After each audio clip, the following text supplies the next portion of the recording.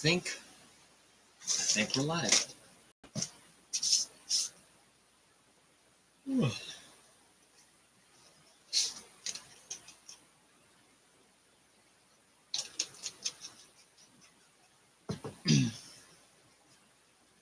Yep. All right. Cool. All that is good. What's up, Theron? How's it going? Audio and whatnot coming through okay? Dan RC, how's it going? Thanks for tuning in.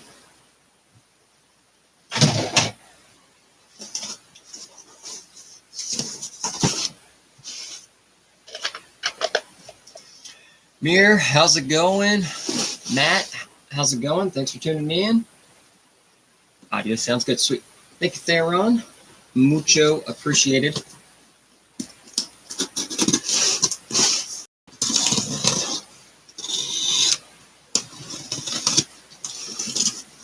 Chainsaw, how's it going?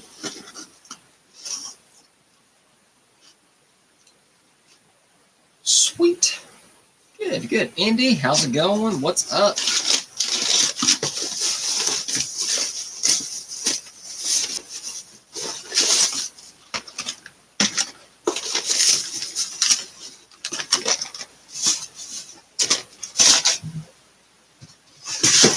Slide that over there. Scott, how's it going? RC Axial, how's it going? Gary, what's up, everyone? Chainsaw, just put some new tires on my TRX 4 K10. Nice. Theron, speaking of K10, Theron, are you ever going to do anything with yours? Sweet. Got some Phoenix axles for a build. We might start on here in a minute. And just started a new SCX 10.3 comp build. Very nice. I'm opening stuff. UPS was a little late today. So we checking the mail. I like playing with it as fair enough. I mean, true, that thing really doesn't need much for what you use it for, and whatnot. We got some airheads, got some stickers, and we got a chassis. All right.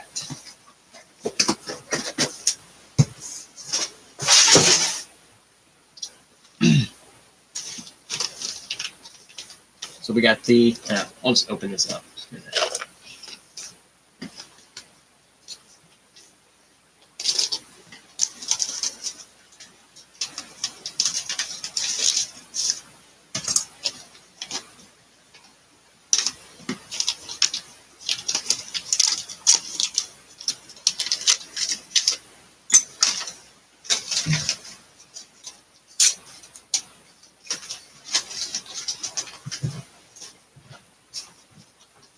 Oh, man.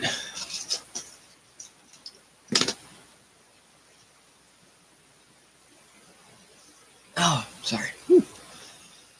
Indy, about to start throwing parts, building Phoenix shocks and Eclipse are ticking me off. Time to buy the Eclipse. Yes, those are. Hey, Tristan, you want an airhead? Yes. Finish dishes, and then eat the airhead. Thank you. Whew. Equip Motorsports, how's it going? Thanks for tuning in. Yeah, indeed. Yeah, those clips and stuff, they can definitely be a pain at times, for sure. So we got here from Brazen Scale RC, we have the C1 Pro chassis in carbon fiber rails and carbon fiber towers. I don't know exactly what I'm doing with this yet, but I wanted to go ahead and get one ordered. So it is here. Don't know what we're doing yet, but we have it here. chassis. It's right here. I was going to order EXO the other day. I need to just go ahead and order the EXO chassis and then just order the links at another time. I know those links just sell out so fast because I do want to change up a few things. So I need to just order the chassis and then order the links. That way I actually have everything. Okay, So those are rear. Those are rear. Those are front. Okay. You better get that to me. I'll trade better. Nope. But yeah, I've got a lot of stuff tore apart. I'm not supposed to, with the old rectangle, getting stuff figured out. Actually, I do have most of my trucks are tore apart. I wasn't going to start doing anything, but the C2 definitely, it did not survive a Tommy Greer's C2 final course this last weekend at our local throwdown. It is crushed all the way through, broke out there through the back, the cab, everything there is kind of crushed. So unfortunately, this bug is going to have to be temporarily retired.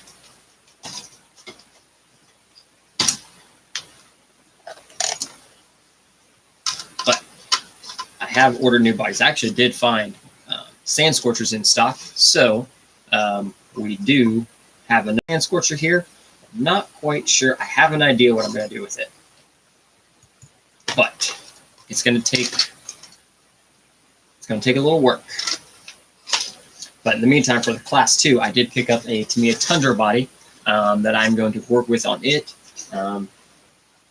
Because the bed on I'll show it here in a second, but because of how the bed is and how it's going to set on whatever rails I decide, I don't have to worry about shock towers coming through. Ugh, poor body. I need those. Let me save those. But because the Tamiya Tundra, the bed is flat, so it's just going to set on my shock towers, and I don't have to worry about them poking through and stuff like that, or getting points and then losing points, stuff like that. Because actually, I was a little skeptical at first reading through the new Bible here with points, but then I just started doing some math, and actually, it's still going to be easy, even like not using drop dead and custom points, stuff like that. I'm still especially on C2 and 3, I'm going to hit 50 points still very easily. Because one thing, I'd always had my rigs fairly, for the most part, pointed out by the time I got to the functional and non-functional scale items. Generally, the only thing of those I counted were like the winch, my hook, and rotors, because they're bolted on and they can't fall off. So I usually only had 3 or 4 of that potential 14 points. So now, though I may have lost points elsewhere, I'm just going to point it out with the rest of those 14 points, and I'll be good to go. C1 is going to take a little bit again, but waiting on a few more clarifications.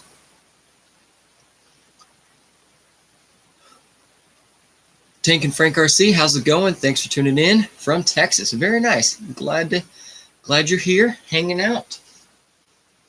Then C3 is getting some changes as well.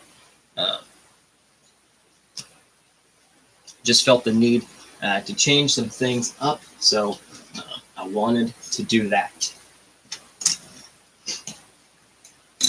So yeah, I went ahead and picked up the C1 Pro in carbon fiber. Now this was not my first time seeing this chassis, but I had to get it. I said not entirely sure what all I'm doing with it yet, but I knew it had to have been had.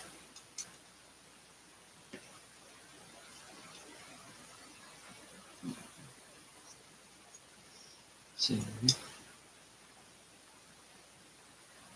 I'm just comparing the heights here to see what all I got going on.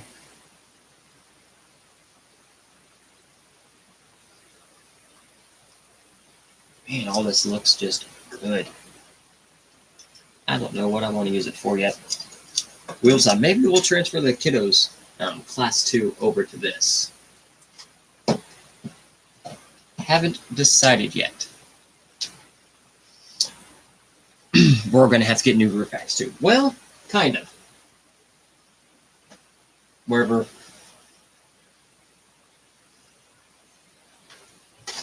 I just need more of my coast-to-coast racks. They are actually, they are plenty good size, and they do The thickness and stuff, we're just waiting on a couple clarifications, but I think it'll be okay.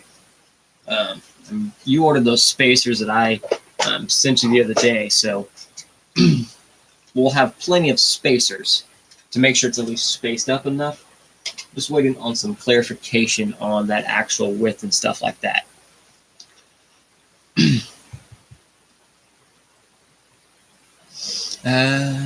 Gary, I may be an extra driver, but I support other good companies. Build whatever you want. I want to do a Reaper build with my own. Might make someone mad, but whatever.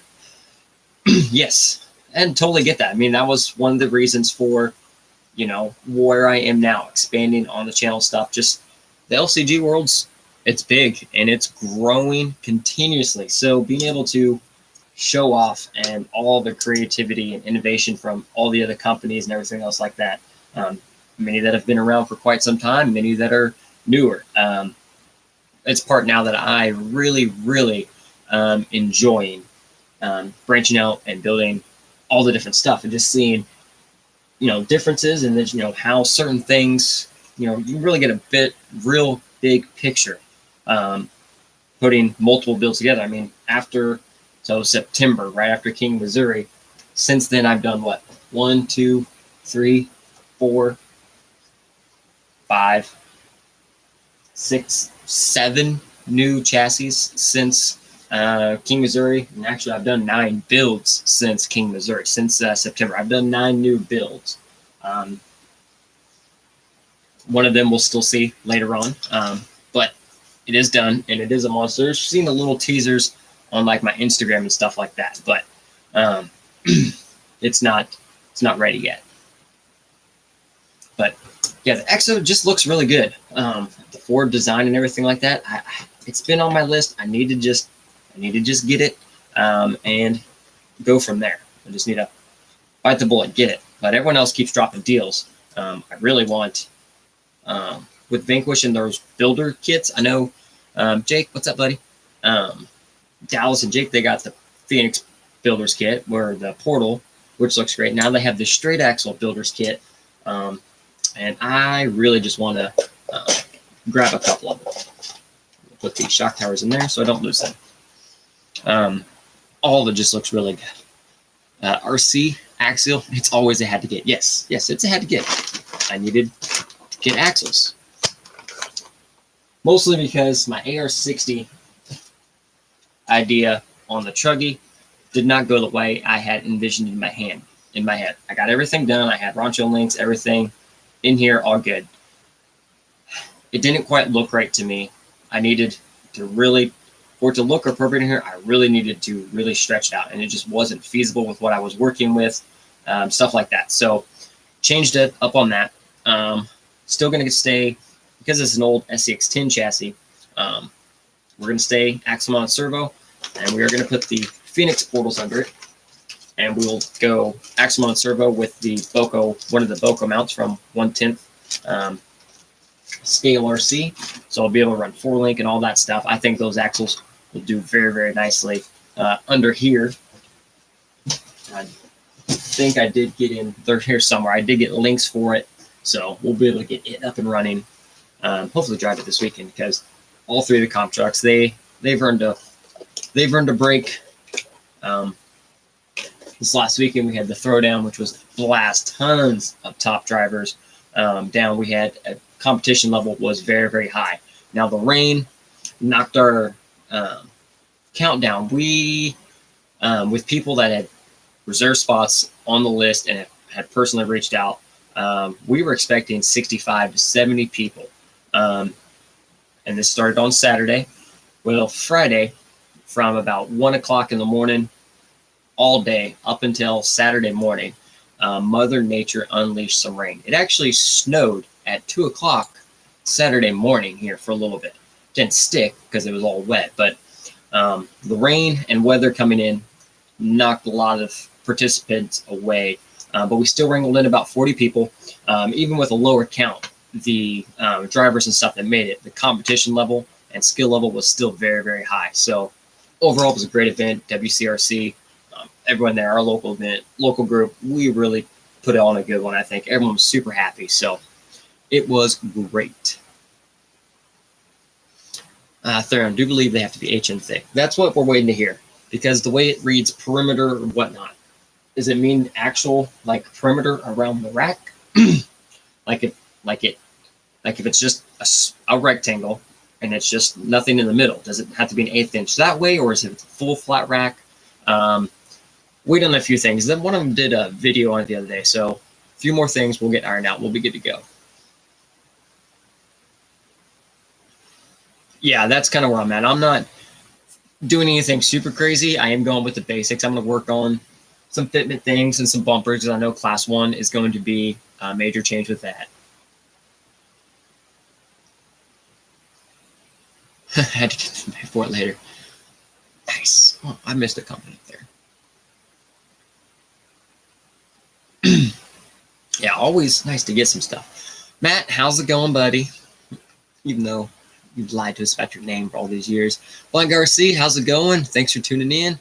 Yeah, we got snow up here in Victoria, Canada, but it is Canada. This is true. It is Canada. I expect nothing less. So yeah, thus far, yesterday was really nice here. This morning, woke up, got in the truck and drove to work. It was like 65 or 67 degrees when I went to work. I had the AC on this morning at 6:30 when I went to work. By like 8 o'clock, I had my coat on. It got pretty cold real fast. Actually, I think it is supposed to start snowing here soon.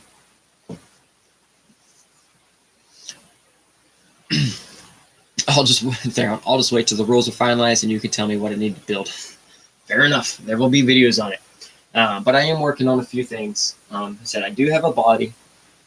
Just have a couple bodies. The Tundra's going to go to class 2, which I'm going to start working on it probably tomorrow. I'm going to pull the wheels and tires off, get the body mounted how I want to it, and then I'll cut when more rules are finalized.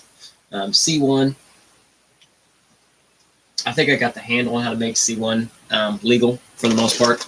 I definitely, the rear bumper here, I'm just going to like basically flip it around, because how the Team Garage Shack bumper tabs go, how they're angled up like this, I'm just going to flip it so the angle's down.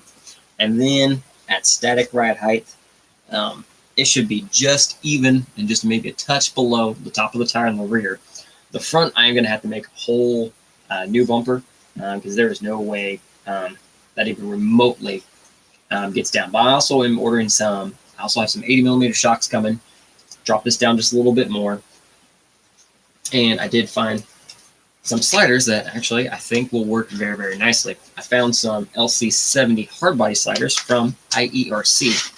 And I think they're going to work good. But another reason I got them, because the sliders have to be within an inch of the tires. So in between trailing edge and leading edge, it has to be within an inch, which personally is kind of dumb, because in C1 1-to-1 style trucks that have rock sliders, they don't go that far, especially on trucks. They don't go past the cap. If it's an SUV, yes, I could see it going all the way back, but trucks do not go that far back. We have bolt-on sliders that bolt to the frame as a factory option, and they only go to the doors.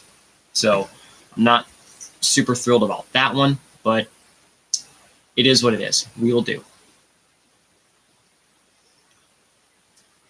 Blank IRC finished my IRC Merge X build, all up on YouTube, whatnot. Also planning on a hard body build with the VS410 builder skid. Very nice. That sounds like a great combo. That's actually what I want to. I want to pick up one of these straight. I want to pick up the straight axle builders VS410, do a hard body build with the Yoda style axles, because they just look good.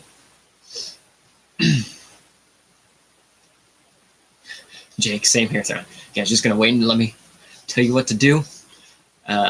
I may rock out a Tamiya van and F350 combo 4-seater van with the truck bed C1 hip. You saw my picture earlier in the team chat.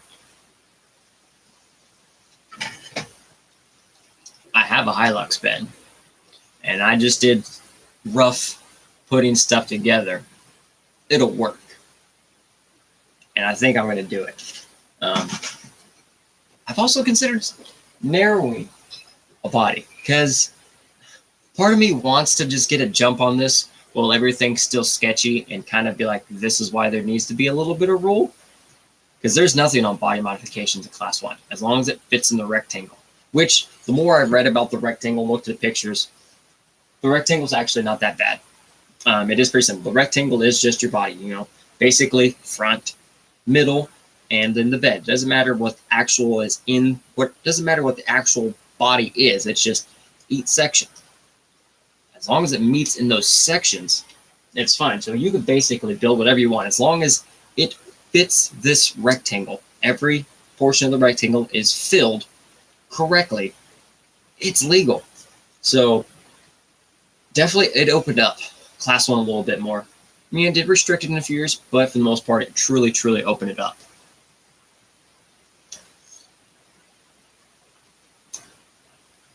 Steve, I didn't know Vanquish had builder kit straight axle until you said. I like to pick one up. Yes, they just came out last night on the Black Friday deal. Black Friday section on Vanquish. The straight axle builders version and the Phoenix Portal version. So, and $280, $279. It's worth it. Hey, Jake, Dallas, you guys are watching. There's another there's another kit available. Brett, how's it going? Thanks for tuning in. Yeah, I wish I waited to buy my builder's bundle. They pick up a couple of straight axle ones too. Yeah, honestly, if I had known, granted, I like my Phoenix. It never gets driven, but I do like the Phoenix a lot. It just sits there because I actually do like the paint scheme and everything I managed to put down on it. So, should have taken my earbuds in. I'll text Dallas. I'll just send her a screenshot picture of it. If I had known a builder's kits were coming, or if I had known maybe a couple months ago before I picked up some stuff, I would have waited. Now I'm also waiting on the straight axle. The portal axles are available separately. The straight axles are coming out as well.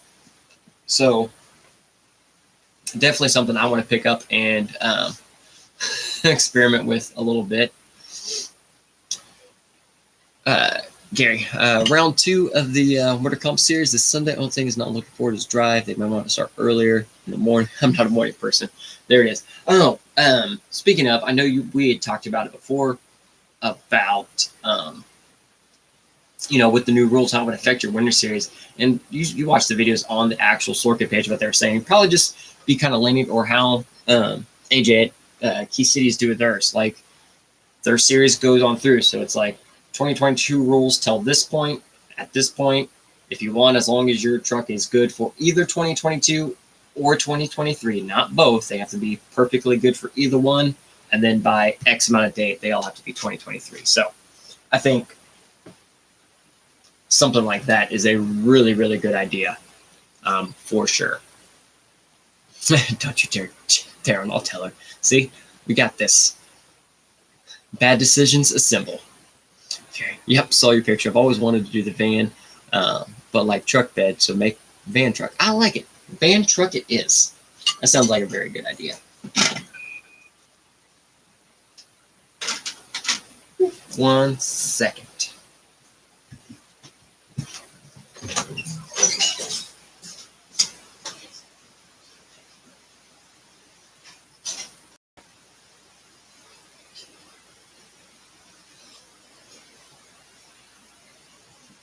Thank you.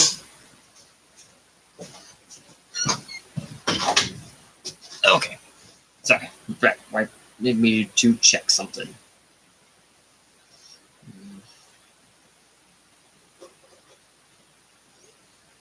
All right. Brett. So this is an odd question for live stream, but I'm trying to start small business, basically modifying and servicing RC vehicles. I just got a Facebook suggestion on how to get that going. Man, that's a good question.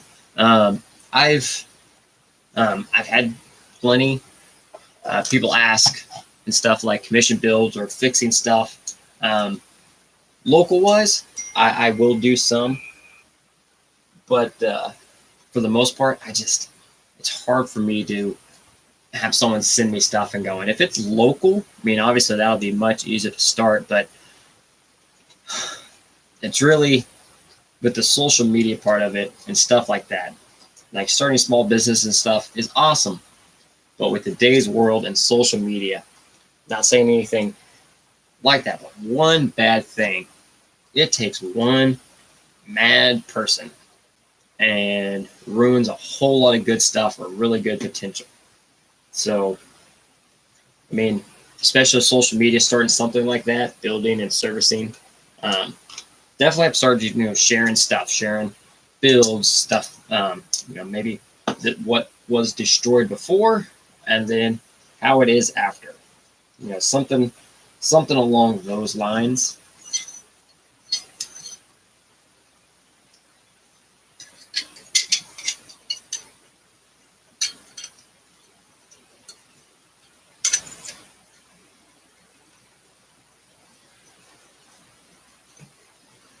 Well, like even I have the Facebook page for Tiered Adventures, and I cannot get it going or stay active at all. It just becomes too much almost of a hassle for me to keep everything going at one time. I generally have enough stuff going.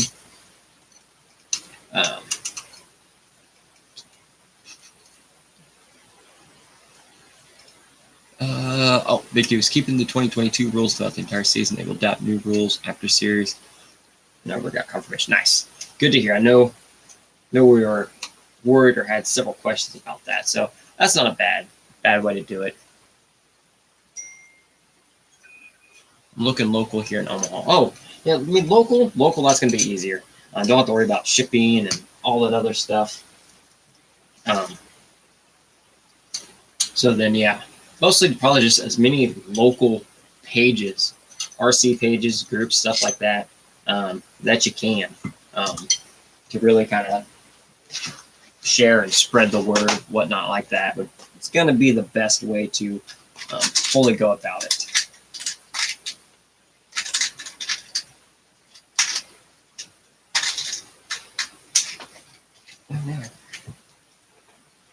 Oh well, it's gone forever.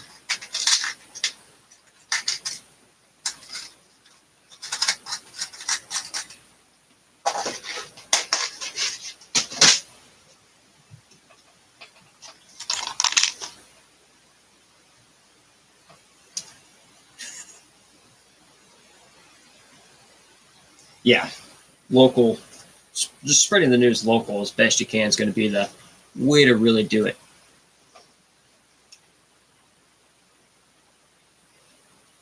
Oh, yes, 1 second. Let me get this skid plate restarted.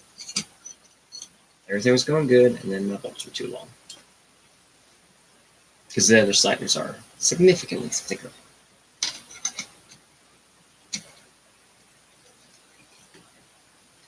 So, but yes, the J concepts hold.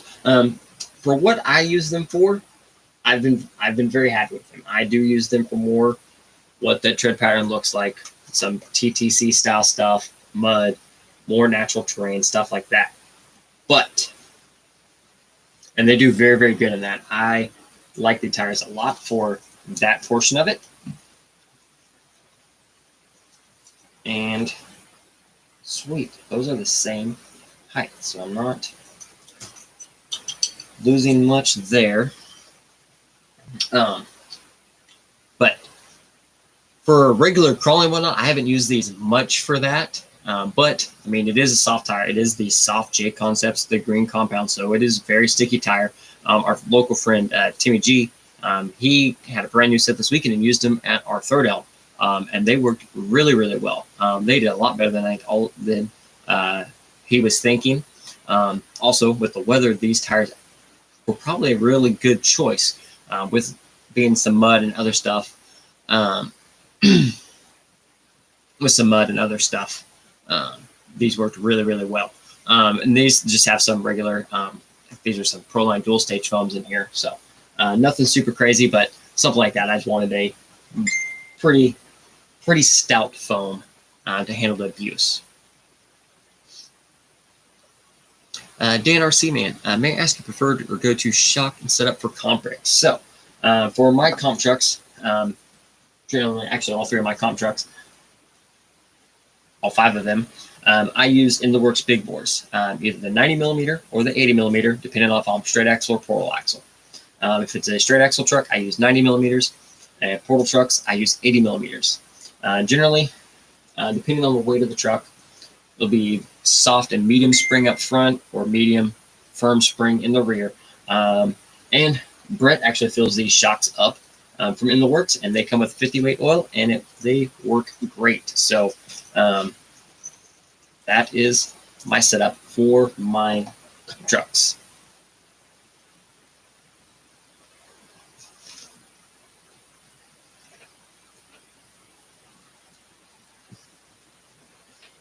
Oh, do the new rules say anything about how thick sliders have to be? Yes, Jake, they do actually.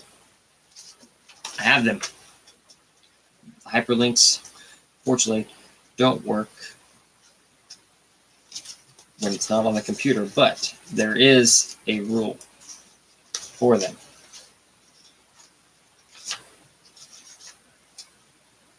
They put thickness stuff in a lot of things. It's very similar to how it was before. It says tube and plate accessories, just the generic, same like last time.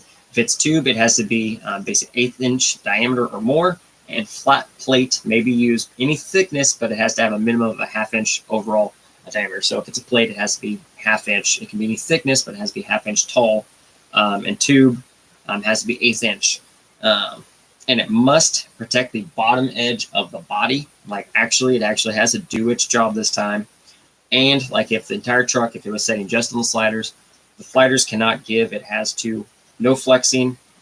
It can't flex or like bend and change shape. So they truly actually have to act like real sliders. So unlike our sliders before that were just there for looks and points, they actually have to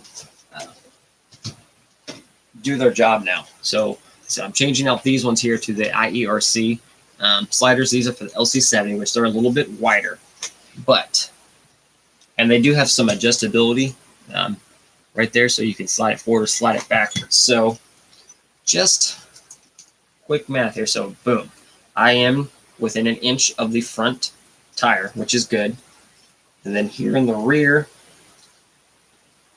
inch, maybe an inch and 1/8 away from the rear tire. So not quite to that inch yet. But the other reason I picked these up is because it has all these bolt holes. So the plan is, if it wasn't long enough, I can take a nice piece of metal, put it down here, cut out however long it needs to be, and I will bolt it to those holes so it is then long enough. So hopefully the plan works. We will see. Oh man, that's on there. Okay. No, I've missed some. Brett, well, those new Proline 1.9 torque for Class 3, the Baja X ones, right? Yes, technically they are 4.85 inches tall, so they are over the minimum, they are over the max. But I do want to try those tires. I do plan on getting those just to try.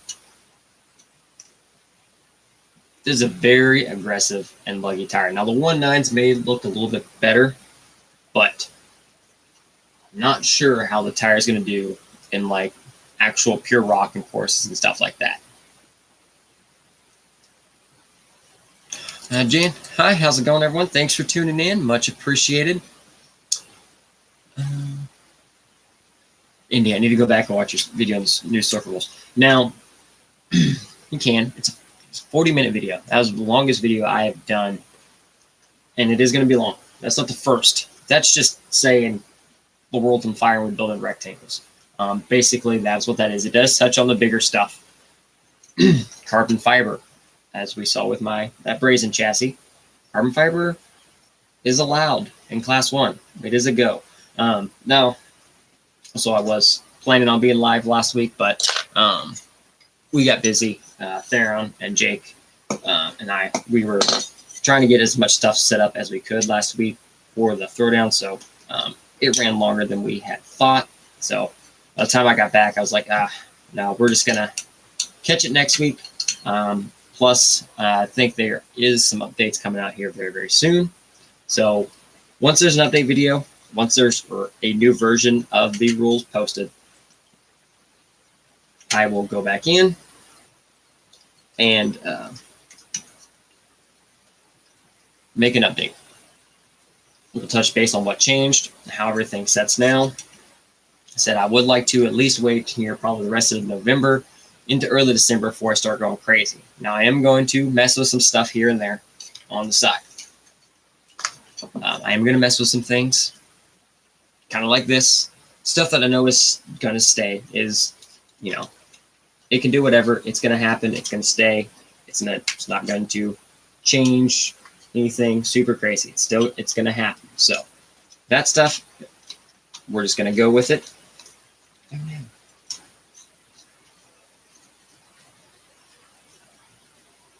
There. Okay, we're good. So, rigid sliders that don't give, we're good. So yeah, I'm just going to slowly look at little things here and there. And I will do my best. Even if I do make some changes, when I do the videos comparing my class, each of the classes, I will go over and kind of go with, you know, what I was before. Actually, I should probably just take some videos now. That's actually a good idea. Kind of where the trucks lie currently, and then go from there. Or we'll just do some pictures and have to remember what my trucks look like. But it's going to be a process. We will all get through it. Rectangle, circle, squares, triangles. We do shapes and things. We got this. To me, it looks like a Tusk. Yes. So, actually, I do have the tires over there. So, yes, they are very, very similar to the Tusks. Oh, no. So, we will pull over this monstrosity. So this was a gatekeeper. Oh, it's still a gatekeeper. We had the Vanquish AR-44 rock jocks under it. When I tore down the Wraith, started working on the Truggy, and said the AR-60 just didn't quite look right, or wasn't what I was going after. So I pulled them all apart, got a new axis plan. But I still have a set of fully built AR-60s.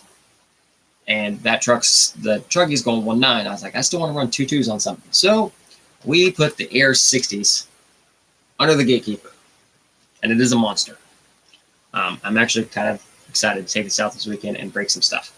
But yes, they do have the same tread pattern as the Tusks. But the lugs are much, much more aggressive and open. So I'm not entirely sure if the traction is going to be the same or similar.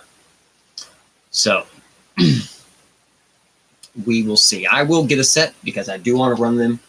Even if I swap out, even if I don't want to run 2.2s on this all the time, because that is a taller 1.9, I think it'll still look okay and appropriate on something like this. So we'll probably go that route. So as soon as they're available, I am getting a set ordered. Steve, do I have one of these scales for the weight bias and stuff? Yes, I do. Sky RC. Mine, or the one we have here, is the wired one. There is a Bluetooth one available as well, and they are very nice, especially getting everything set up immediately and stuff like that.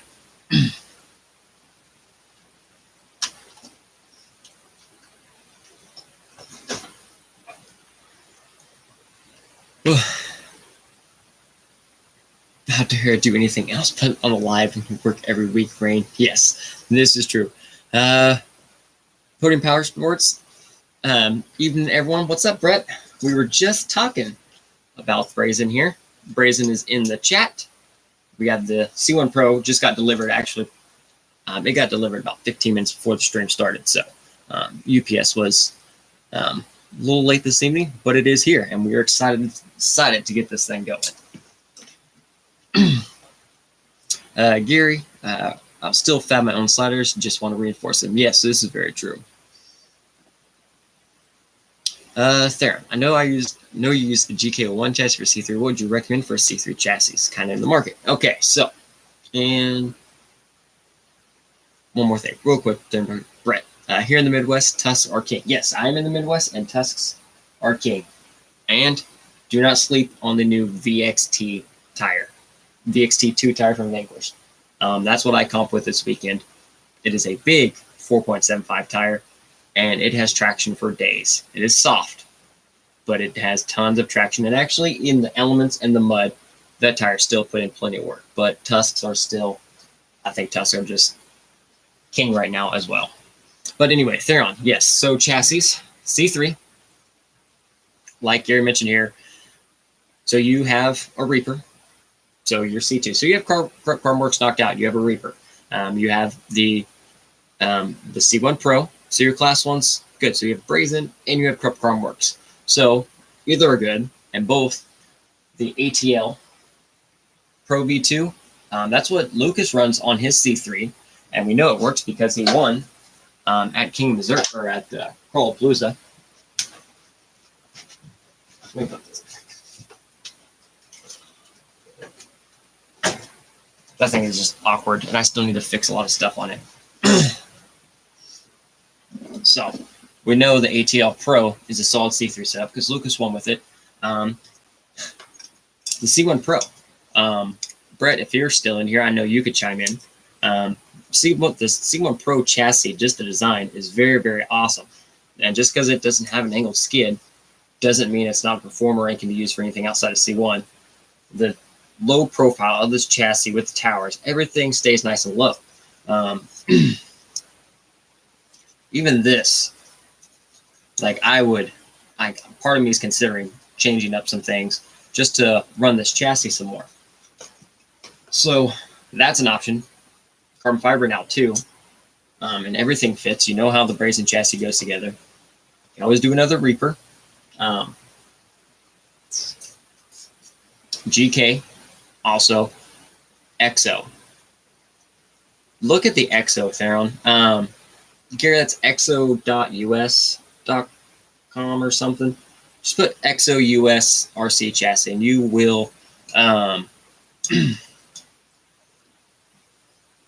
you'll see it. Lots of good stuff. And for a first, you're not a first-time builder by any means, but the way the website is very user-friendly on getting stuff set up, and the fact that he makes his own link kits and everything right there makes it super user-friendly. Links are out because I was going to order one the other day, but the links are out. Brett, yes, he's still here. Theron, yeah. You didn't come over and watch drive or anything, but this is what Brett was running in C2 at Crawlapalooza, and it is very solid. Yes, I enjoyed driving the crap out of it. I wasn't sure if I could say that. But I drove good, and that was one of the reasons I actually ordered this chassis, is because we talked about it the other day. I just wanted to make sure this was the one that I was driving around. I really liked my ATL, the Pro, a lot. I thought about maybe if this goes to Class 2 and then move the ATL to Class 3 and then do another build with the GK for fun, or swap it to the Kiddos truck. Which it's also a Brazen now anyway, but it is the V1 or the Trail. Yeah.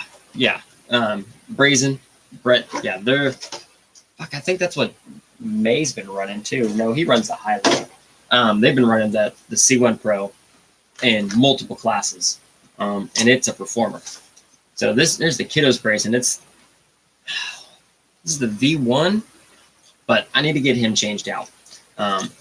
So actually, I think the Kiddo is going to get this chassis.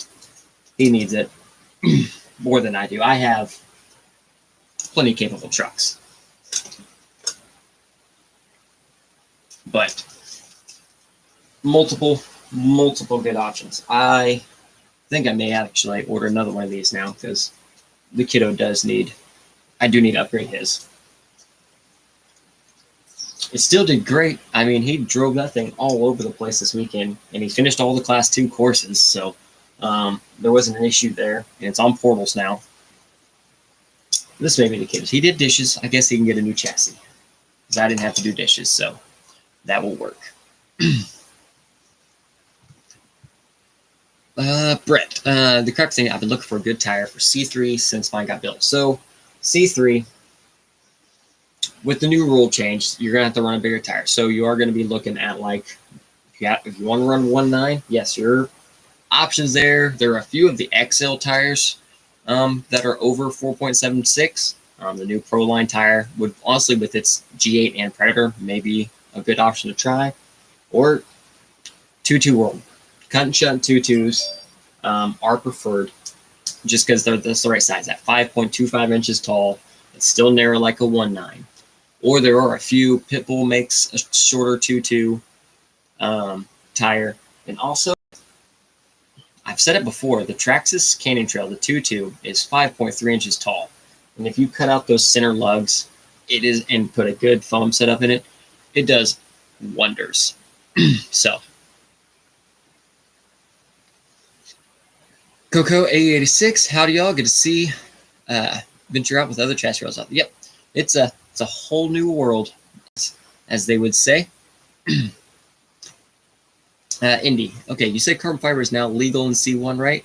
Do the shock tubes still have to be mounted, or can they be molded in with the chassis rails like the V3? So, yes, carbon fiber. There is no, in C1, there is no material restriction anymore.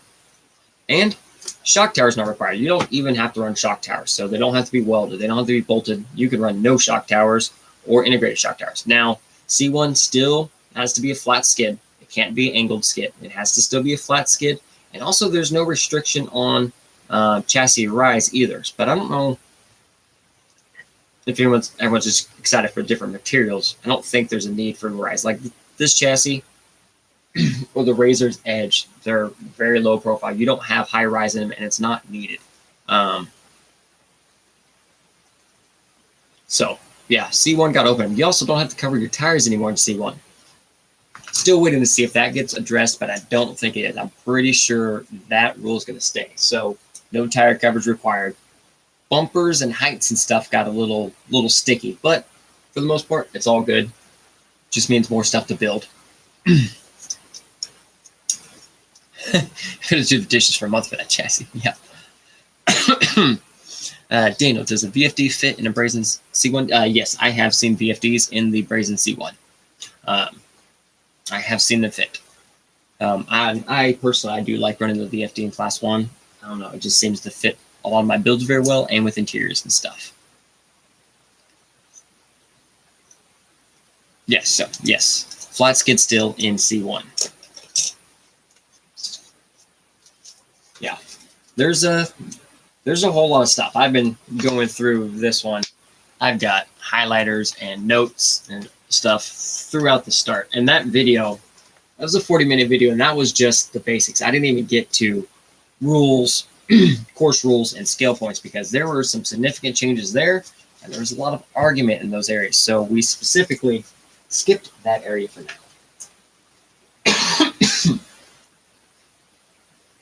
Another thing, like C3, for the new rules and stuff, again, bodies, it's unlimited. But I overlooked it the first time I read it, and then that last time I read it and did the video. C3 says you can use everything now. Rear steer and dig and selectable over under drive. Oh, that's another thing. I know you run the Phoenix transmission, Indy. That is Class 3 only if you use it. It has to be mechanically locked out if you are not in Class 3.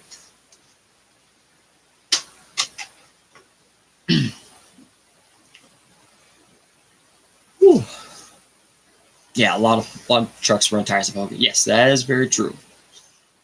Gary Krupp make me drool over that new C1 prototype. Yeah, that katana looks very, very sweet. I'm going to be interested. I don't know if you mentioned it. I was hoping those rails would be available separately, but we'll see. But like we were saying, the Razor's Edge is still very, very, it's still a solid chassis. And I like the Razor's Edge a lot. It's done me very, very well. So we will just continue and expand, do a little building. Actually, I need to pull my bumper off of that, because I know I'm going to have to change it, but I should do a little kind of where I'm at video first real quick and go from there. Honestly, a thing I could see based on some of the deals with like their heights and stuff like that, a lot of it has to do with leading edge and trailing edge of tires, but also the actual wheel itself, rather the wheel height or the wheel in any direction. So wheel height being a very key point, I see a lot of I see 2.2s becoming even more popular in Class 1 based off that rule and stuff. Daniel, yes, Brett got you answered. The VFD will fit in C1 Pro. However, the VFD skid is much longer and the belly of the C1 Pro chassis itself. So yes, if you swap the stock VFD everything over, it'll fit, but it's going to hang a little bit lower. Now, one thing that I do on mine, I use a flat skid. You can either get a blank flat skid or even, I know maybe whatever to drill through it. But if you have the Brazen C1 Pro skid, or just the Brazen the Pro skid, which is freaking awesome. I don't know why I haven't been using those sooner, but the last two builds I had, I used the C1 Pro, the Brazen Pro skid, and that thing's awesome. It allows you to use both the standard 4-bolt SCX transmissions, and it has the slots for all the Team Garage Jack combinations. But you could, what I've done on mine is I take the VFD, I have the skid, everything there. I put the VFD where I want the VFD to be, make sure it's not in way of links, and I drill my own holes and put the VFD where I want the VFD. It's not the prettiest, but I've got the VFD nearly dead center of the chassis, as far forward as I can be.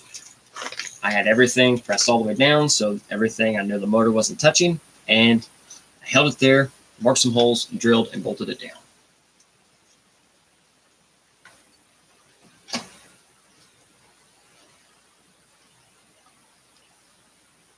Indy, speaking of tires poking out,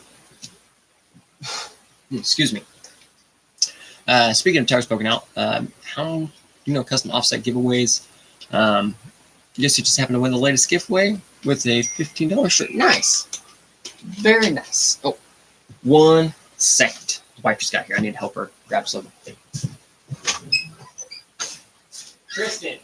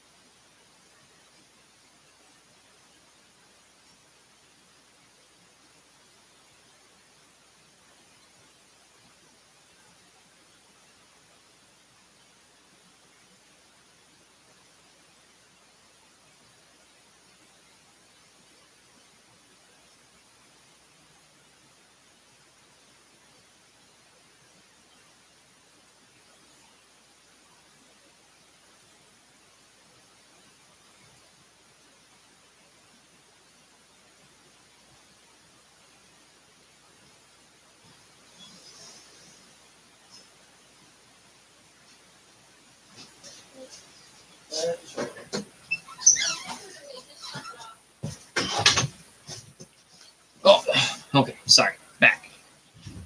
The RAV vent thing might not have been working, but as soon as I got out there, it started working. So naturally, people always joke, but cars will malfunction, can be messing up all the time until you have a technician or someone look at the truck, look at the vehicle, or get into it, and then they immediately start working fine.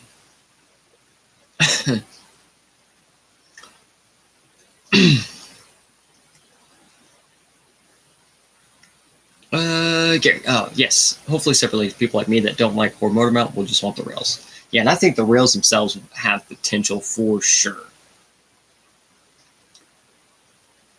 What would you say about something being locked out in C3 only? So, the twin VFD, the Phoenix transmissions, how it has a selectable over-under drive, that is a Class 3 only option. You cannot have selectable overdrive in anything else. So if you do have it and you're like a Class 2, it has to be locked out. Also looking forward to see the new change with the Jekyll and Hyde chassis. Yes, that is also very, very, lots of stuff coming down the pipeline. So very, very cool. Definitely crazy. you can see new rules come out, and the aftermarket world just starts rolling with it.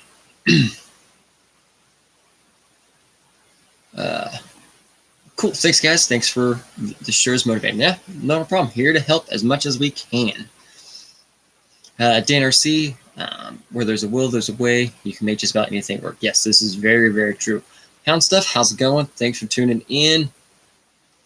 Yep, Toyoters malfunction all the time. Huge vinyl for you should see our other dealerships. 90% of our work that comes in is maintenance. Oil change, rotates, maintenance. Our repair work is still very low, other than my occasional stuff. But another reason it looks like a lot is because I'm the only one that does certain things there. So I get all of it. And therefore, a lot of times it looks like it is a lot. But in reality, it's not a ton.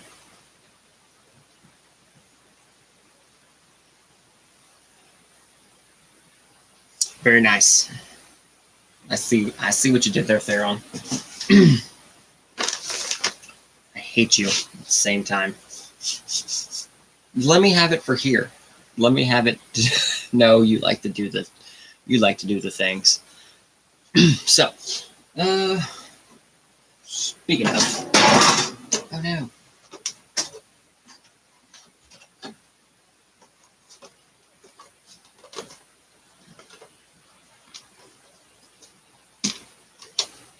Off the body clip somewhere. So, speaking of, sure you do. Yeah, so that's something. Yeah, there's always different stuff, planning builds and stuff like that. Always kind of thinking, sit down, winch mount. No, you got dual servo mount in your Reaper anyway. Never mind. No one cares. So I do want it there. That is not going to work.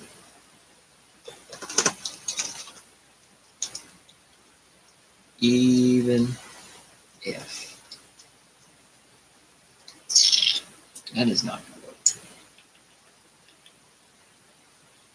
And I'll hit on the other side. I could try to move that over more.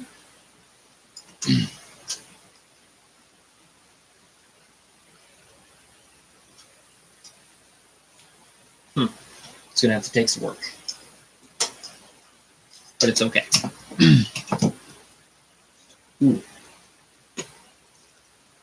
We're just doing cash comp stuff.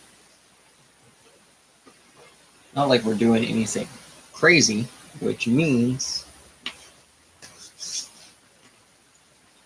actually this will work.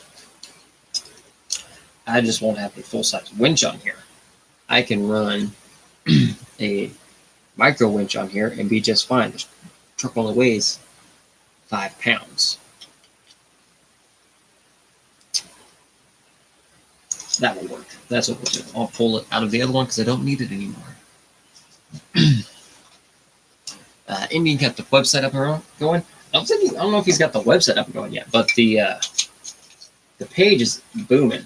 I see quite a bit of activity and shares from the page a lot. So very, very good. Except I forgot to order a shirt the other day. Podium Power Sports. We need more options for direct power, 4S capable winches, internal spool is a plus. I agree. There are things. I'm a fan of internal spool winches. They're easier. I picked this one up I have one of the Team Rajak ones, which is 4S internal spool. It doesn't have a brake on it. And I like the brake a lot. It's very convenient. I love my Ninjas. My Ninjas are fast. I love the Ninjas. Now they are too fast for some people. They take a bit to get used to. Also, the Roadrunner winches, also very good. Yeah, but the fast gears in that thing is nuts. 4S with the fast gears is insane. Um, you've ran more of these. So are they all the same? Is there not a brake on all of them, or was there not a brake on some of them? Or is there something that I need to program? This is one thing I've noticed. This doesn't have the brake, and I really like the brake.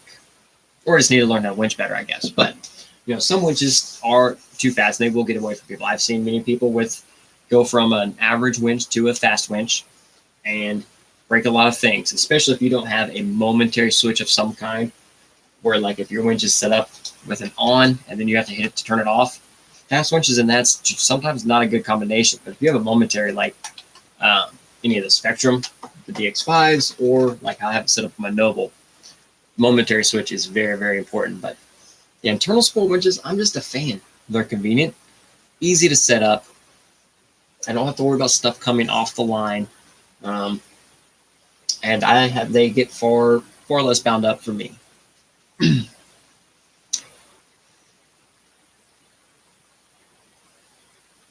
Okay, cool. Thank you. I will try that. No brake, no program. Running the slow gears with high voltage. Okay, cool. I will try that. I think I can do that. So I think I've only ever done it on like 3S. And I think this does have the slow gears, so now I can put this in the gatekeeper and run it on 4S.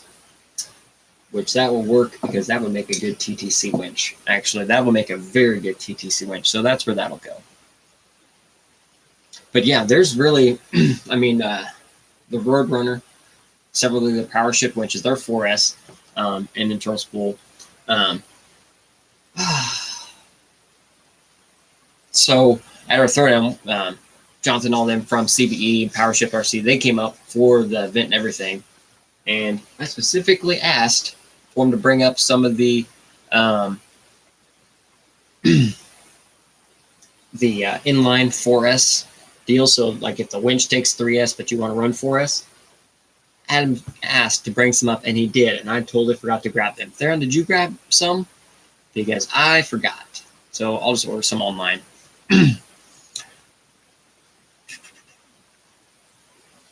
Which controls are they with the momentary type switch? So like the Spectrums, like the DX5, like the Rugged or the Pro here, like these switches right here on the thumb, they're momentary 3-position switches. So forwards, one direction, pull towards you, backwards, and then it has its own neutral. Or if you have, depends on what type of controller you have. Like I have all my comp trucks on the FlySky, on the Noble. I have everything. The programmability on this to each switch is pretty insane.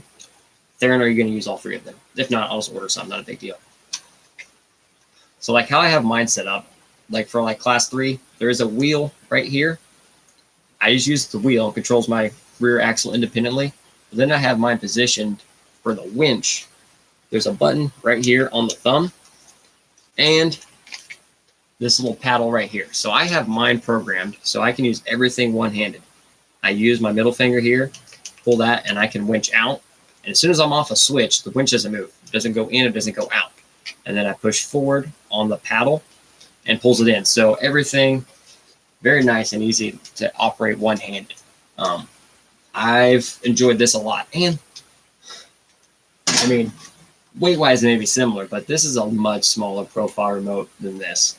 Now, I still like the DX5 for like basher stuff and stuff that I need range because it has far better range than the Noble does, or at least the regular Noble. But I've enjoyed this setup a lot. And if you are a lefty, like I think I'm in the video I did, well, I have my phone out in the way, but the wheel does switch to either side. So you can rotate this wheel all the way around, and left-handed, that just feels weird. Or you can have it out in the front if that's how you drive too. Personally, I don't like the BEC personally, but direct power is a must. Yes, direct power, I agree. Direct power is a must.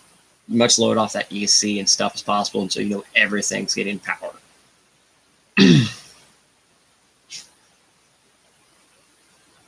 Now, see, yeah. See, I'm not a BC. Like, I will choose direct power everything before I run a BEC. I don't like I just don't. Uh, Now there are a few that I've used that have been all right, like that Reefs Comp Spec 300 servo winch. That's what's in the kiddos trucks. It has just the right amount of speed. It's not slow, but it's not like stupid fast. He can control it all the way from in to out. So they work really, really well. They run on 8.4, I think. So they work really good. I'll use 2 of them. Well, if you don't use the third one, I might steal one from you for my class 2. Podium power source. I got the Noble Pro, and I can't for the life of me get the winch set up like your video. I got it set up, but not the same as your Noble 4. Shoot me a message. I have something saved somewhere, because there is a difference between the Pro and the Noble. It's something with one of the switches. The Noble, the Pro, one of those switches is actually a 3-position switch. Or there's one switch that needs turned off. I had saved a couple posts on the Noble page because when I was debating between the regular Noble and the Pro, I must have read that post and through the Fly Sky page, I don't know how many times. The Pro looks a lot better for dang sure.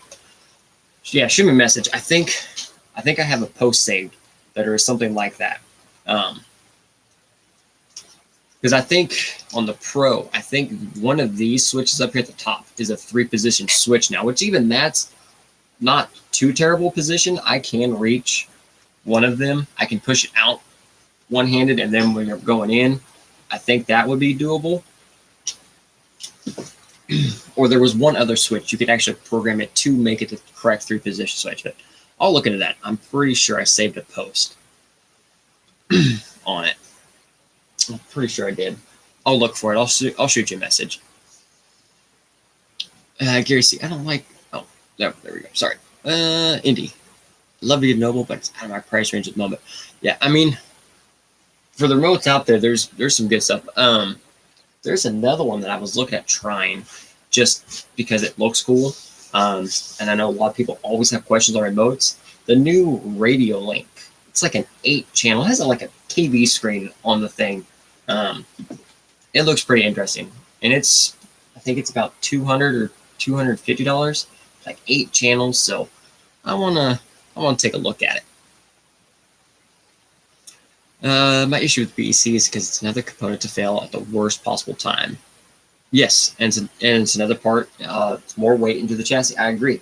Electronics are the one thing, like, you can check bolts for tightness. You can check your wheels for tightness. You can check your shocks for binding and stuff like that. You can check this stuff. Electronics, yeah, you can make sure nothing's binding. But when it comes to the internals of electronics, it's stuff you can't check. And it's stuff, if it fails, it sucks because it's almost out of your control for the most part. But, and that's why I'm on the same page with direct power. It takes more stuff out of the equation of the ESC. At that point, the ESC's job is just sending, it's just controlling the power. It's not trying to put power here and put power there. And sometimes BECs, even external ones, aren't enough. But that direct power, it's there. And I know BECs, generally they say, BEC, it'll be its power all the way till it's dead. On direct power, you will feel and see some loss. Yeah, but for 7 minutes, we have a fully charged battery anyway, and I swap out the battery every course. So it's generally not something I worry too much about anymore. I used to, not anymore. Just don't drive one-handed, problem solved. Nope. Got to drive one-handed. Well, to be able to operate is mostly the winching. I want to be able to spool the winch out one-handed, so I can, the truck's set, I'm good. Or if I have to hold my wheel, like if I let go of the wheel, my tire's going to hit a gate. I want to hold that, be able to winch out, and then kind of move stuff. And I can hold the wheel, winch out, hook it up, then winch it in without the truck moving. Because, yeah, I've been in those situations where if the truck moves, it's more than 3 points. So do whatever I can to make my winch easy. So I can hook it out, get it on there, spin it in, and call it good. Podium. I programmed it to the front and back paddles around the wheel, but it's just awkward to winch out one-handed and hold the winch line.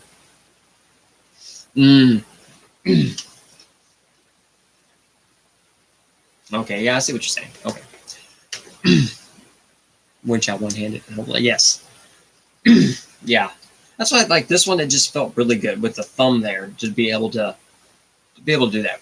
It was comfortable, but I think there's something. I know there's a way to do it. I mean, they are the same. There's some programming differences, but they should be able to do exactly the same. Yours should be able to do a lot more than mine does.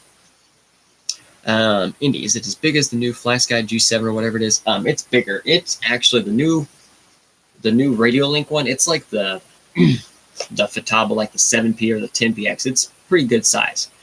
The FlashGuide G8P7, I had it for about 15 minutes, and I got a Noble instead. Yeah, Gary, the DX5, yeah, the button right there is one of the most convenient ones to use, plain and simple. And it works very well, as long as the rest of the remote sometimes may not work. But the winch part of the remote works great. And like I said, my biggest reason was for switching to like the DX5 Pro was for Class 3, for rear steer. Being able to control the rear axle independently, not switching through modes and then controlling them, but you need to be able to control the rear axle by itself all the way. And with the DX5 Pro, you can 3D print adapters and stuff like that. They're unprinted this one for me. So the potentiometer just moves. And if I have rear steer on the DX5, that's how I control rear steer, and it stays right there. The Noble, I have a knob, and I spin the knob, and the wheel, I have complete control. So that's what I like it.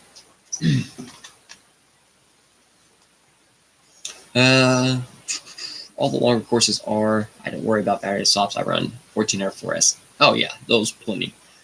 Is that the DX5 Pro? Yes, this is the DX5 Pro. I used it for quite a long time until I got the Noble. On 6-minute comp courses, I typically use about 150 milliamps of a 450 force pack. I'm not worried about voltage drop. Yep, me either. That's the same battery I run.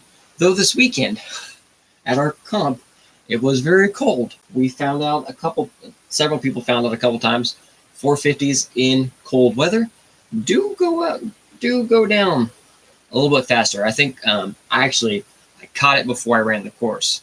I'd have one of my 4S's out, and I had it setting outside out of the battery bag outside of my truck. I had it setting on the tailgate, which was also equally nice and cold. And I picked it up, and I was like, wait, was this the battery in the truck? And I checked it, and it was not where it wanted to be. I was like, it goes off to the side, grab the battery that I had in the actual coat pocket all day, and it was good. Yeah, keep them in your pocket and keep them warm. Ivan, how's it going? Thanks for tuning in. Much appreciated.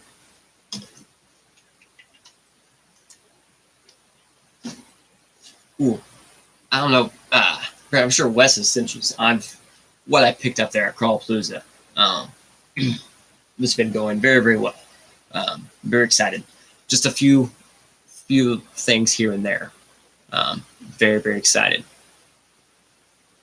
And you just went back down to Disney too, didn't you? You just drove all the way down there and went and crawled again. Should have let us know. It's right there. It's like a 2-hour trip.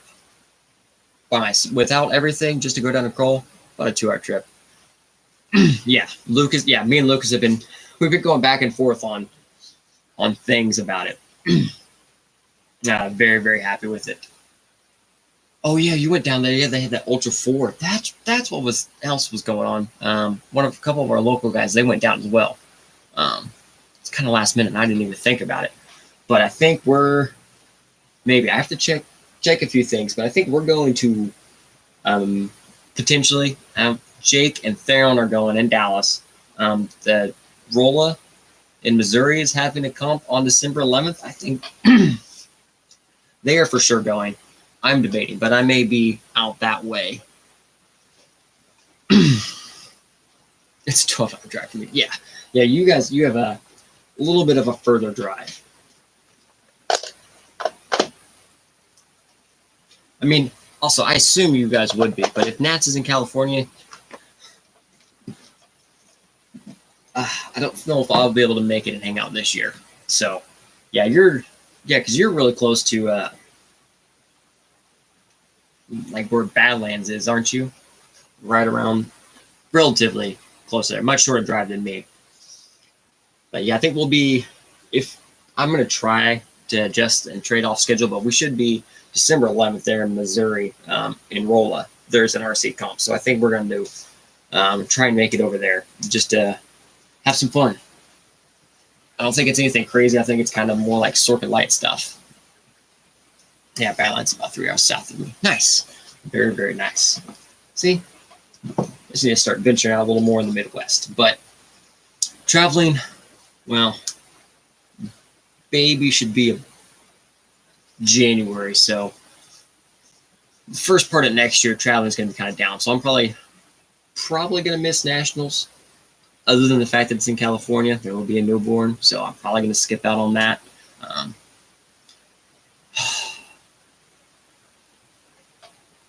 Yes, I want to go to Badlands real bad. I think we had a. Oh, my wife's watching football. I was wondering what's going on. I think we had a family trip or something. I couldn't make it this year, but it's on the schedule. I want to, and I also do want to try out K&K. Just try maybe. Always hear good stuff. So. What part of Missouri? I think it is in Rolla, Missouri. It's about I think it's about a 5.5 hour drive from us. It's east of Springfield, about another hour or so. It's in southwest Missouri area. This is where I'm pretty sure it's at. I've just been told a date, and that if I want to go, I just need to bring my trucks and put them in the Duramax and go. So I have a feeling it'll be a kind of spur of the moment type of thing.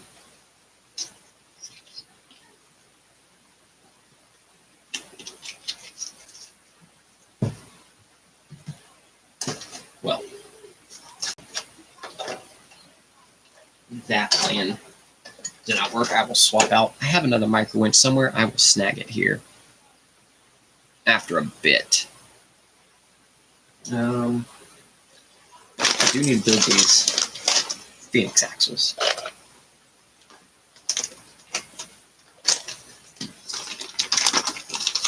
Oh, it even does come with instructions. Good, because I hadn't built these in a while. You can cuddle with me. This is true.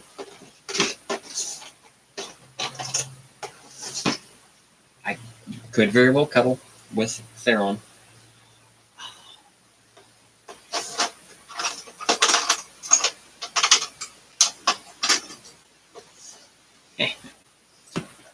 I didn't even think about these, that I had. God, these came on another body. And they are in 3. No, not gonna work. I have an idea for some sliders, so I picked up some M3 pieces to try. I think it's gonna work.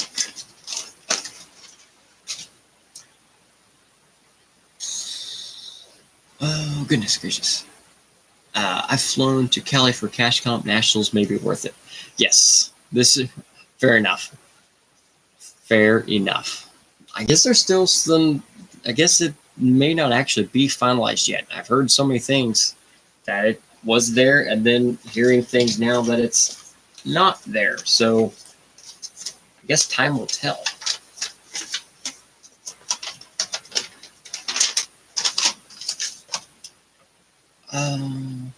RC Journey. Hey man, just got my Reaper and Razor's Edge built today. Stoked. Very nice. Very, very nice.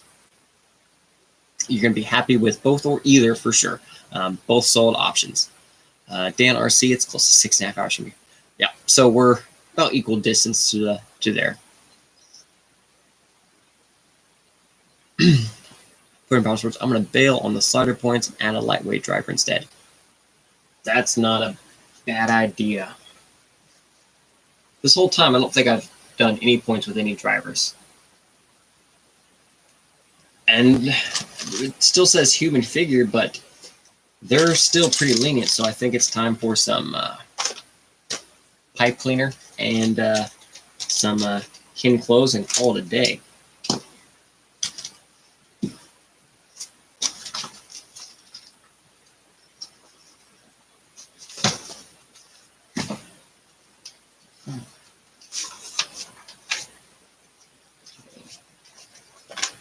Interior. Knees up are 3 points. So a knees up lightweight figure is worth the same as sliders. A full lightweight figure is worth more than sliders. And with an interior, you can have, I assume you could still have 2. Okay, molded interior, no passengers, full and all partial figures. So yes, you can have a figure for every seat. You're a genius. Absolute genius. Complete figure, 5.5 inches tall. Even if I knees up, that takes care. Knees up makes up for sliders. 2 of them make up for sliders and a drop bed. I'm dropping a transfer case on my C3. And that thing has 4 seats. Well, wherever the rest of the interior is.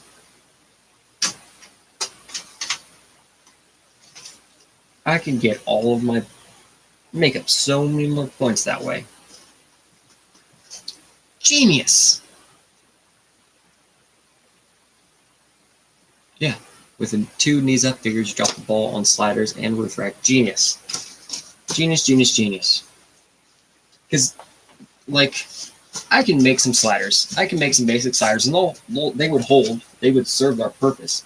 But I change bodies a lot because I like just different bodies. So to have chassis-mounted sliders, those are made to the body, so I'd have to do custom stuff like that every time I change the body. But drivers, genius. I think I'm going to follow you down that road. Skeletons. Also, someone did post a picture of that, and they said that was okay. Okay, too. So, yes, that is going to be the way to do it. That is going to... Dang, that's a good idea. RC Journey, what you building? I have some F10 portal axles that I'm building for my Truggy Tundra. Round version 2. I tried some AR60s first. I didn't like the way it looked, so I wanted to go back to narrower axles, so we picked up some of these because it's some of the few axles that I can find in stock that have all the components right now. Because several of the other things I was looking at are hard to find right now.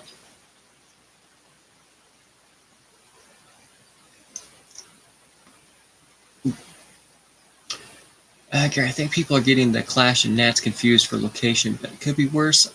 Clash is in Vegas in October. And it's like a week or 2. Because Super Shafty is already confirmed for next year, like the 8th through whatever. And the Clash is like that next week. And at the same time, I'm assuming, will be Crawlapalooza again. So once again, 2, 3, maybe even 4 major events, all either at the same time or within a week of each other. I really wanted to go to Clash of Carlos, but if it is, I default to Crawlapalooza because it's close. Especially next year traveling. Like I said, I don't know how I'll do well on that next year, but if it was further out, I would consider something like that in like spring or early summer. But if it's going to be like a week after Crawlapalooza, I'm not going to be able to do that and then travel halfway across the country again like the next week. So, we'll see. ClickClex RC, how do I feel about the new Sorka rules? I'm okay with them. It opens up areas. It locks down some areas, but it truly opens it up. And I'm going to add on that one here in a second.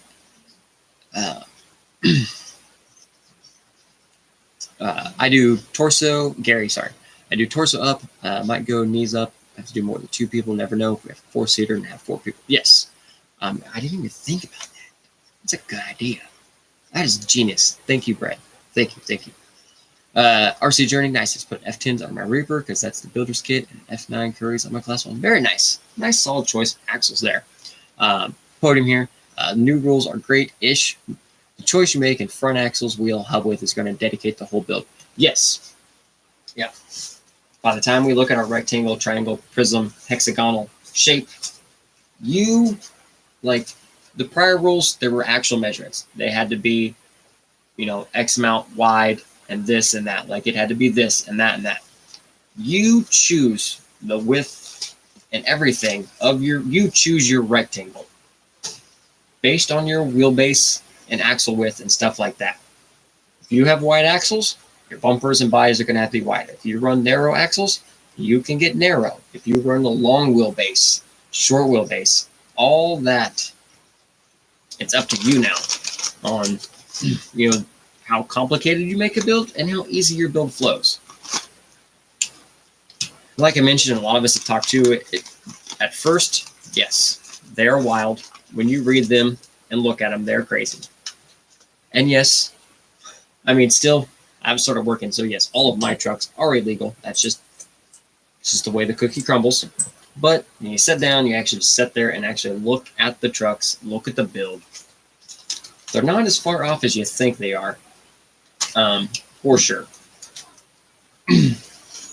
You're not as bad off as you think you are, as far as legalities and stuff like that, or what all you have to fix. Truly speaking, like Class 1, to make it legal and drive, the only thing I would have to do is lower my front bumper and cover my shock towers. And then Class 1 would be perfectly legal to run. Wouldn't be points-wise, but it would be completely legal to run. Completely legal to run. C3, actually my C3, looking at it, it is actually completely legal to run. I think my bumper might have to go maybe a little bit wider, but it's very, very close. So maybe bumper work on Class 3. And then Class 2, actually, the way I was looking at it, even with the bug, the truck was legal. It was legal all the way through. I was even within an inch of my stuff. It was actually legal to run. And my bumper widths and everything are good. But yeah, your wheel offset and your axle choice is going to be huge. Like I mentioned, that's going to determine your build, how hard you make your build and how easy you make your build. So, ow. Those hubs were in there nice and good.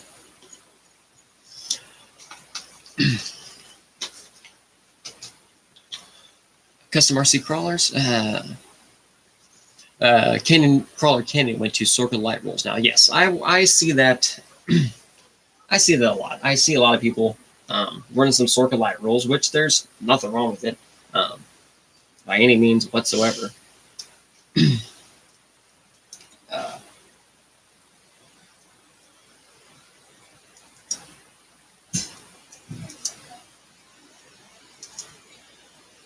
I've seen a lot of people start, contemplating that, running light rules and such. At least until everything's ironed out. I think once all the rules are officially ironed out and everything's good to go, they said I think people, there was a lot of freak out when there shouldn't have necessarily been freak out yet. Some people took it in stride on the ground running. They're like, boom, here's what it is, and let's do this. And that was kind of how it was. RC Journey. This is why I'm happy my local shop just goes by tire size. Yes, and there's nothing wrong with it. One, it gets, as long as there's plenty of people competing and stuff like that, perfectly fine. Sometimes simple is perfectly fine. Like how we do like our cash comp stuff here. Like we don't go off points and anything crazy like that. I think we might generally we'll go up like just bill actually. Now our Class 2 is pretty much run what you run Class 2, normal size tires, and I at least have a body on and stuff like that. And then it's all good.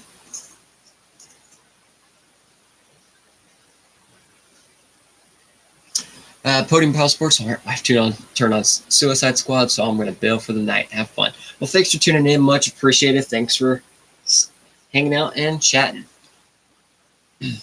Which, oh crap, it is 8:30. I will probably be going here soon. It's almost bedtime for me as well because I'm tired. It's been a long week. RC Journey was wondering if these new rules will push people towards crawler innovations activated outlaws. It's hit and miss. Once a couple more versions come out, people see the direction it's going in. If changes are being made in the right direction and feedback is being listened to, which I'm very positive it's going to be and is being read and listened to, I think it'll be okay. There's a lot of overreactions at first.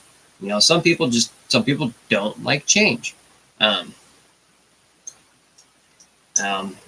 that's just something that's just part of it.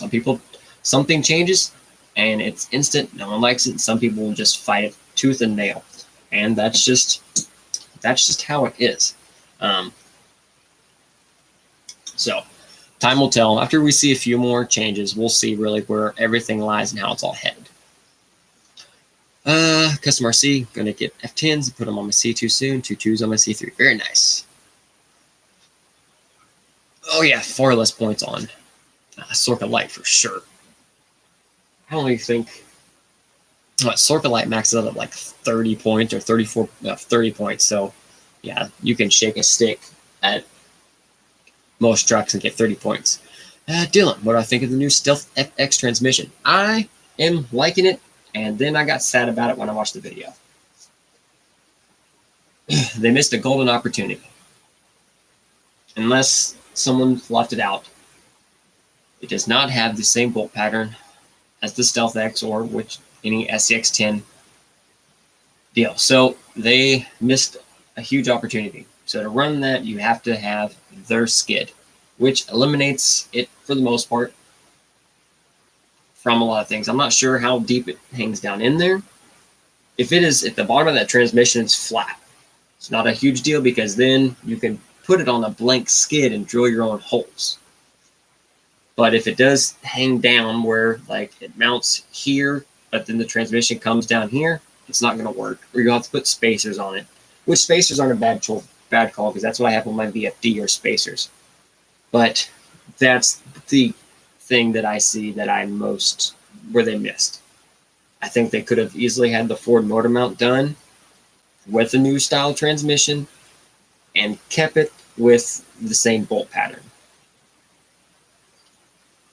I think that was a huge missed opportunity because one, that would open up that transmission significantly more for performance side of it. You need LCGs and stuff like that, but also I would have definitely considered that for like the other Enduros. I would definitely consider putting that in. And now in order to do that, you have to order that transmission and a skid to put it in a regular Enduro where you could have just got the transmission. So I like it. It has potential. I like the design. Obviously, it's compatible with all the overdrive gears already, so that's good. It's just that bolt pattern, not having the same bolt pattern really, really sucks. All stuff out here will most likely always be Sorka because the guys normally comp with are, yeah, you're not worried. That stuff, your stuff is staying Sorka. Whether you like to or not, your stuff is staying Sorka.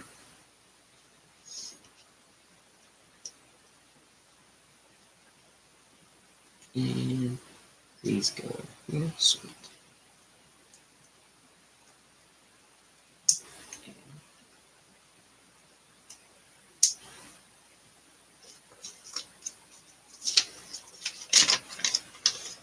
My C3 has like 5 or so points. I don't even know hard body. No, I mean, yeah, it's gonna have no hard bodied stuff. I can definitely see that. Am I missing something? Where's that gap? Anyway, all these bearings almost the same.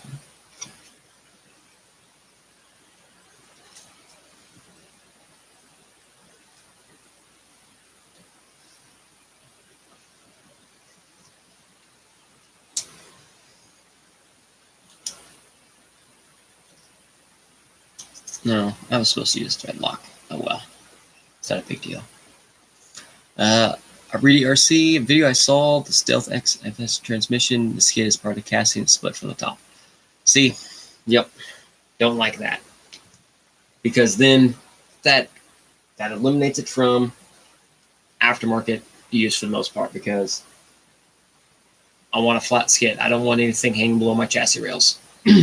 So other than that, I mean, honestly, I still would like to try to pick one up because that's a really good price point. And for new people, that's going to be really good for sure. And it is going to perform like the Element. It's baser model. I like it. It has a lot of room for customization and upgrades. So the truck itself, good. The axles will also, I see the axles coming out a lot.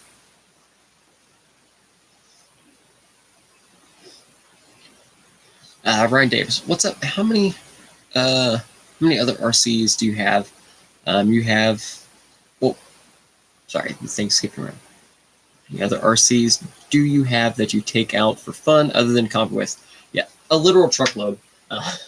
No, I have, I have my comp trucks, but my 3 dedicated Slorca trucks are here. Then I have 2 other very well built comp trucks that I can use, or just pure performance trucks. I have my Phoenix. I will have a new Truggy going, and I have my Freak of Nature Air 60 Gatekeeper now, which I just gotta get another splitter. Ooh, Theron, are you still watching? Do you have any more of the XT60 power adapters, or the even a 2 balance adapter? I think I have one left, but I cannot find it. I need to order some more from Tom. But yes, I do have other trucks, and I like building trucks. Like honestly, I'm starting to get stuff required, so I can just do some more builds. I want to do a new hard body scale build again, which is I really want to get that VS410, the straight axle builder's kit, and do a hard body build on it. That would be the next thing I want to do. Also, the chassis bolt patterns are different. Yes, they are different, but I believe they said everything still bolts to it because the IFS and everything still fits. So there are a lot more holes, but I think he said everything still fits in its place. I don't know. We're interested. Which XT60 power adapters are not the power adapters, the ones with the JSTs.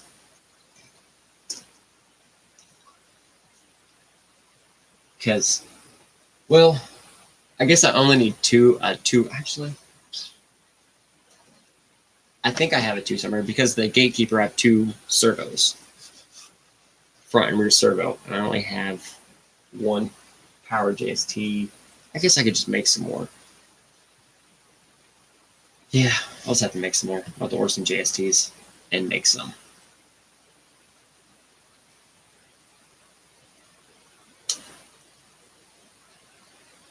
Okay, so that one goes there. You know. Watch it. Thinking about converting my C3 from a high-low to the ATL Pro Carbon G10 so I can get chassis mounted front axle at least. I got the VS410 Pro with using F10s on C2 and air 45. Nice. Yes, for the chassis mounted points. Chassis mounted points. Thank you, Theron. I may have to hit you up. Yeah. I've actually ordered the Panhard adapter for my Super Shafty for my Capra the CP43s, so I can put a Panhard on it because my C3 may go chassis mount circle as well. Though that was before Brett had the brilliant idea that I just completely overlooked this whole time of using more figures, lightweight figures.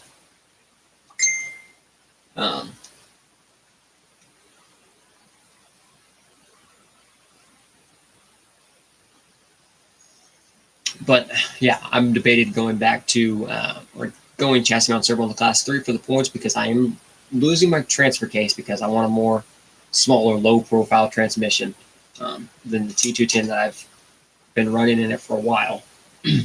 So I'm losing those points. I'm trying to gain the other points, and I know I've lost points in other stuff. So I contemplated going back to chassis mount servo, so I did order a Panhard bar for mine. So we will see how that goes. Ryan Davis, can never have too many trucks.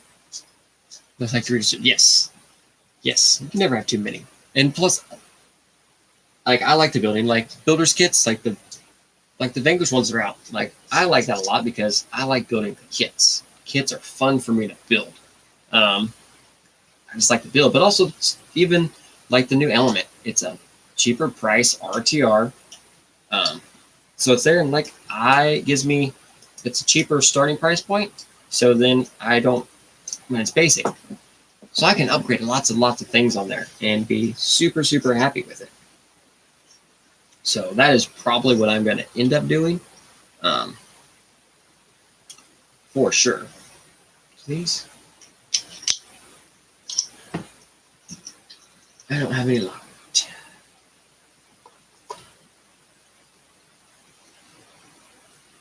Yes, I do.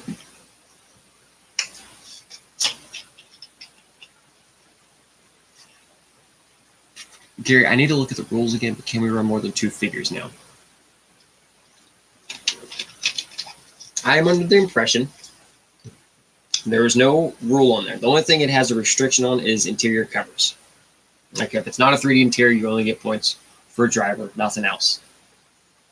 As long as you have enough seats, and the seats are proportional, and the drivers are proportional, you can have a driver per seat. So like the interior I have for my C3, I have a 4-seat interior, and it does have 4 seats.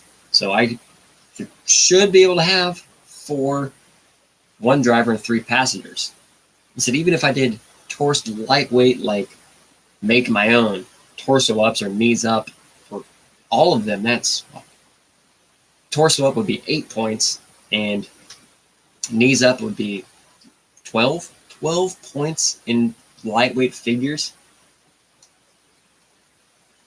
That's definitely, I'm not worried at all anymore, because I can do the same thing with the C1 I want to do, which I think I'm going to do that, Gary. That the picture I put in the chat, I think I'm going to do that. I will probably take the body to work tomorrow and cut and see how it works.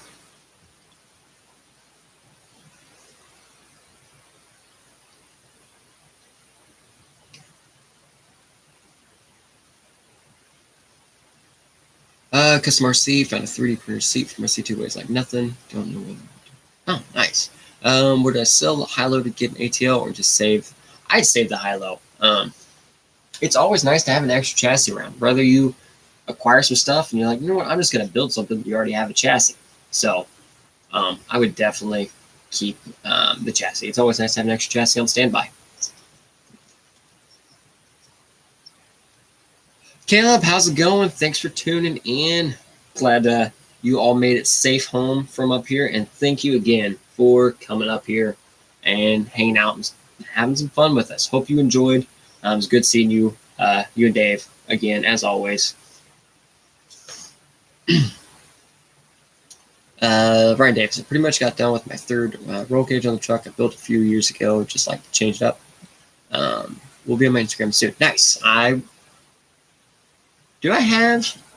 sure I follow you on Instagram. What's your Instagram on there? I just want to make sure, because I'm always game to liking roll cages and stuff, because that's what I want to potentially do on the Gatekeeper. Now that it's got massive axles and tires, I may pull the Gatekeeper cage off and do a cage, or make a cage similar to the Gatekeeper. That'd be pretty sweet. Do it, and I will try to do the fan truck. All right, Gary, sounds like a plan. Let's do it. Midwestern FM. Yes, I think by my phone, and I will follow that later.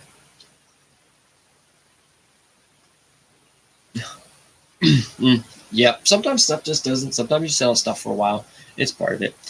Caleb, thanks for hosting a great event. I had a great time. The cash was a bonus. Yes. Yeah, you made out pretty good there. Because you guys didn't even expect that, and I was just kind of got that going, and overall turned out good. I think the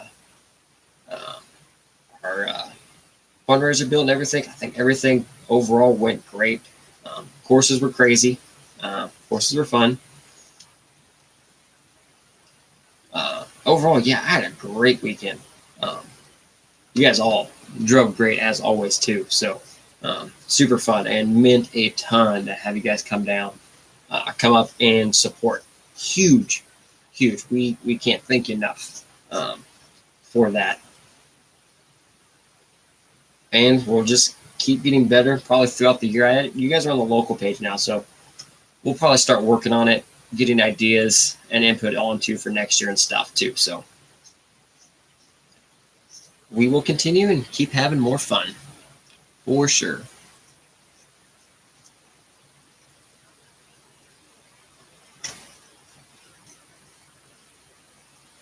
These ones are the small ones.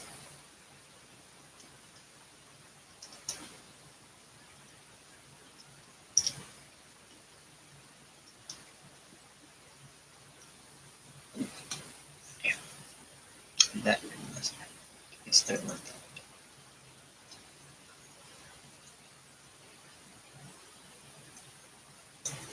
But oh man, it is almost 9 o'clock. Okay, I'm gonna wrap this up here very shortly because I do need to make sure homework and other stuff is done and everyone gets ready for normal bedtime. I love to see some of that stuff further back at some point as well. Looked like you had some really good stuff there. Yes, there are several more areas far back, especially like where John was trying to set up that last finals course and stuff. There is a lot of area back there. We've just been working on the front right now for us more accessible. But that will be the next area we want to tackle because there's actually on the other side, if you just keep walking through the woods, you'll walk to another road and a river. And actually across the bridge, there's like an island over there that is just tons of stuff. And there were rock piles like that throughout the whole thing. Now, some have a lot more potential than others, but and actually there's also an abandoned like figure 8 course back there that the bikes had stopped using. So definitely we'll work on getting some more areas and stuff like that. It's just little by little as much as we can. Jake, what's up, buddy? Thanks for tuning in for this last little bit. This one kind of went by rather quickly, so it's been a good night. I said we will keep going. I don't think I have anything planned for next Thursday. Like otherwise, I mean, I should be able to do another live stream, try to get a couple of videos knocked out this weekend on just some things I've been working on. And then also, honestly, I think we'll see a Sorka update this week or weekend. So if that's the case, we'll also get a video on it out as soon as I can.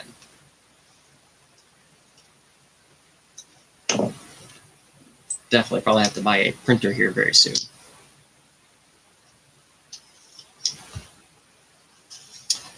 Thank you very much, Tim. Have a nice evening. Well, thank you very much for tuning in. But yes, on that note, everyone, I am going to wrap this up because I still need to finish up some stuff and make sure everything else is done. So it might take 2 weeks for the first update. It did. Okay, cool. So yeah, we have a little bit. Dylan, thanks for tuning in. We'll catch you later. Again, thank you everyone for tuning in, hanging out, and chit-chatting. Much appreciated, son. Much appreciated. So, everyone, have a great one. As always, until next time, crawl on. Catch y'all later.